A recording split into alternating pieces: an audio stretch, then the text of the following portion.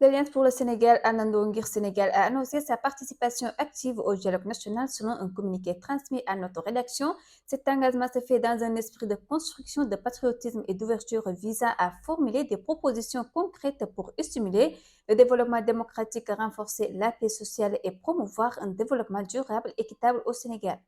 À la suite de sa rencontre avec les membres de la société civile, l'APR Alliance pour la République a décidé de réitérer sa position de ne pas prendre part au dialogue national. Nous avons échangé avec eux et nous leur avons fait comprendre que la position de l'Alliance pour la République a été publique et pour l'Alliance pour la République, en tout cas pour le moment, les conditions de participation à un dialogue ne sont pas réunies, a déclaré Abdoumbo, le porte-parole adjoint du parti. L'ancienne ministre des Mines et de la Géologie, Aïssatou Sophie Guelladjima, est désormais placée sous mandat de dépôt par la Haute Cour de justice. Elle est poursuivie pour un détournement présumé de 193 millions de francs CFA dans le cadre des fonds force Covid-19 destinés à l'érection d'un centre gravimétrique à Kédougou. Maître Michel Bass, avocat de la mise en cause, a exprimé sa réaction sur RFM. Madame Sophie a effectivement répondu au mandat de comparution qui lui a été adressé par la commission d'instruction de la Haute Cour de justice que l'ancien ministre Moustapha Diop a confié à la commission d'instruction.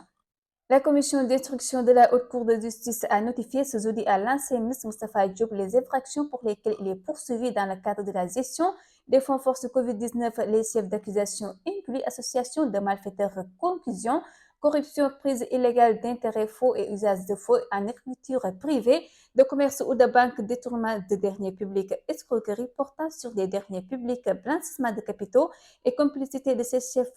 Initialement, la Commission avait retenu un détournement des deniers publics portant sur une somme de 2,5 milliards de francs CFA.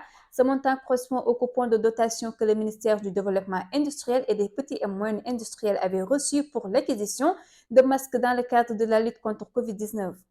Tribunal de Dakar, l'ancien ministre de l'Intérieur Mbaye Ndiaye jugé pour dégradation présumée de villa en fonction.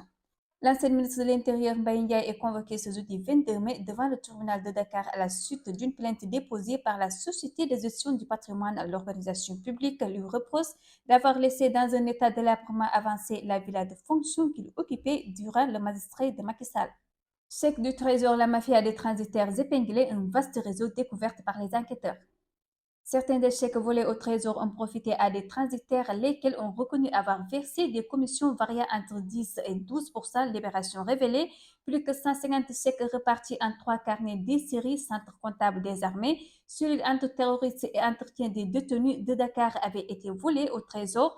Dans ce lot, des chèques ont été tirés pour un préjudice global de 700,863 milliards de francs CFA, causant un important manque à gagner pour l'État.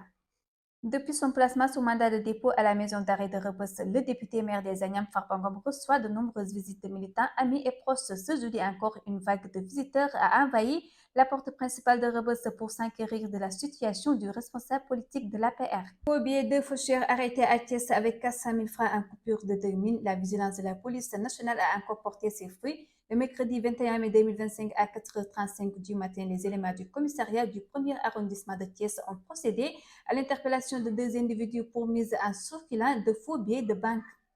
Cette arrestation fait suite à un renseignement opérationnel qui faisait état de meneurs suspects impliquant la contrefaçon de signes monétaires. Certificat médical douteux pour Azora Fall. Pourquoi Ansoumana Dione exige la démission du ministre de la Santé, Dr Ibrahim Sy.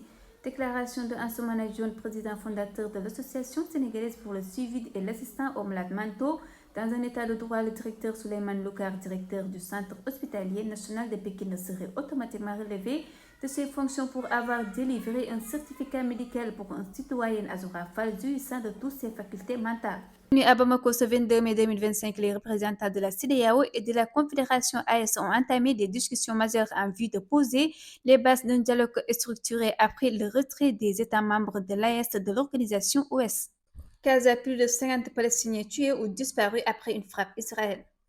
Dans un communiqué officiel, la défense civile a dévoilé qu'au moins 50 personnes mortes ou toujours disparues avaient été affectées par cette frappe aérienne sur l'immeuble résidentiel concerné. Ce tragique événement soulève une vive inquiétude alors que les recherches se poursuivent.